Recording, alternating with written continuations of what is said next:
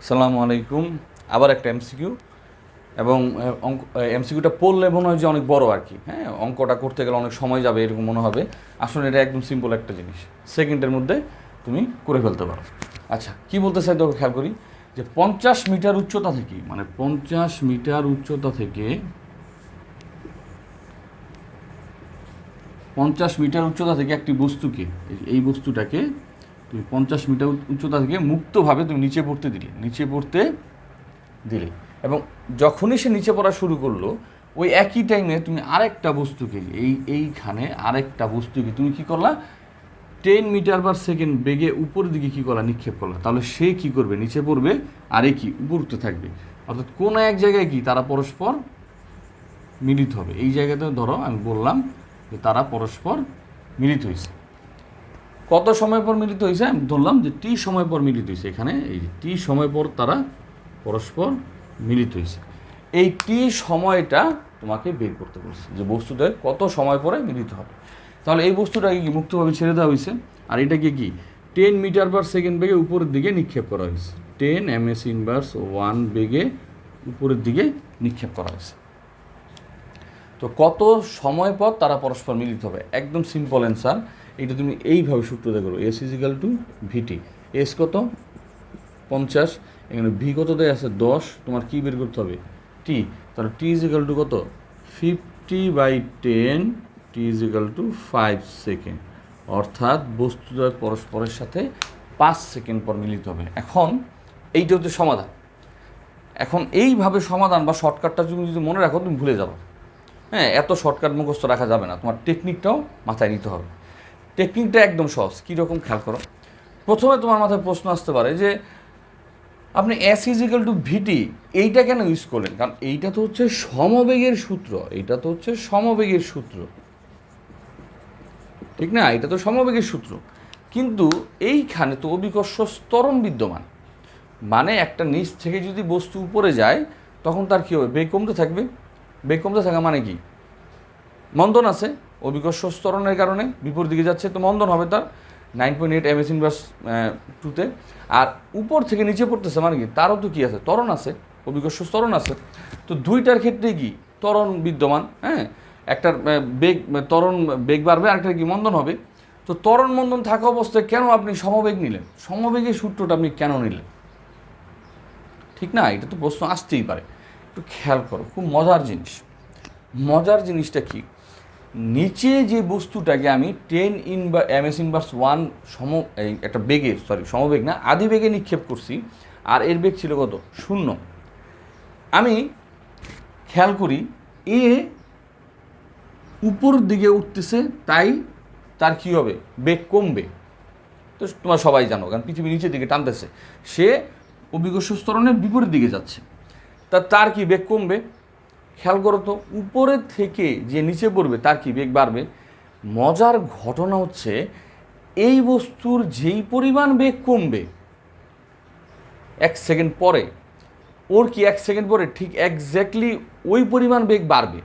তাহলে কমা বাড়া কী হয়ে গেল, কাটাকাটি হয়ে গেল, কারণ দূরত্ব অতিক্রম করতেছে না, আমার তো দুইটার অতিক্রান্ত দূরত্ব দেখা লাগবে।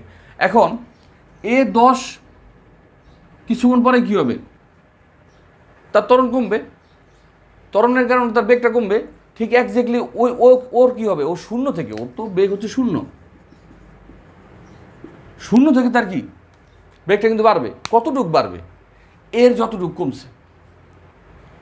তাহলে এর যদি আমি ধরলাম যে অভিকর্ষ ত্বরণের কারণে, অভিকর্ষ ত্বরণ না, আমি ধরতেছি যে ত্বরণটা হচ্ছে সামথিং কিছু একটা আর কি, ওর কারণে এর যে বেগটা, এই বেগটা কমলো কি, ধরো 2 কমে গেছে, পরে হয়েছে কি তার বেগ হচ্ছে 8। ওর কি হবে, 2 কিন্তু বাড়বে, তাহলে 8 আর 2 কত 10।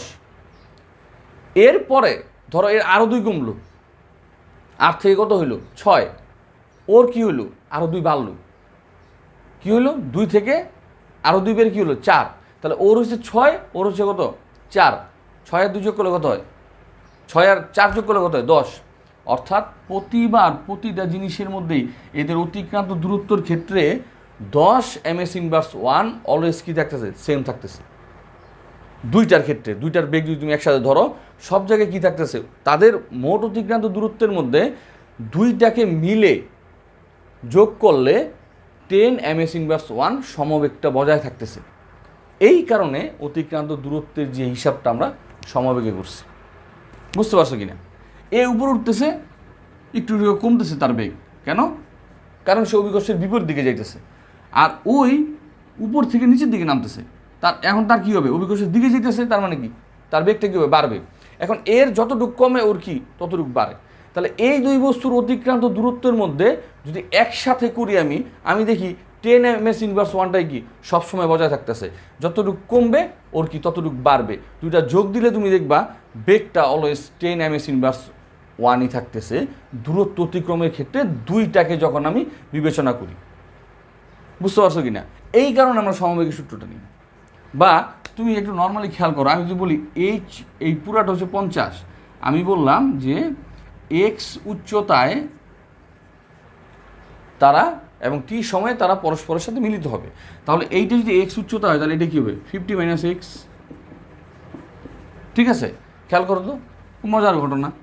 আমি এইটার অতিক্রান্ত দূরত্ব বের করতে, সূত্রটা বের করতে চাচ্ছি। 50 - x সময় সে কতটুকু, 50 - x এই দূরত্বটা কীভাবে তারা অতিক্রম করে টি সময়, কিন্তু দুইটাই কিন্তু টি সময়, একই সময় থেকে শুরু, এখানে এসে মিলিত হয়েছে, দুইটাই কি টি সময়।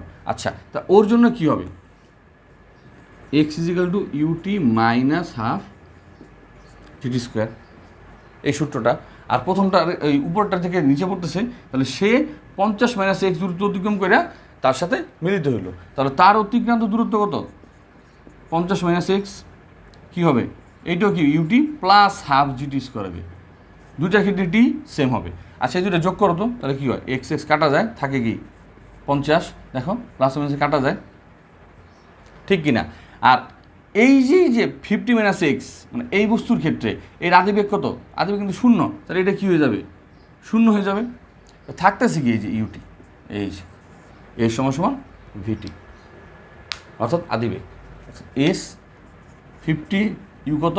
10 × t, তা টি এর মান আসবে হচ্ছে 5।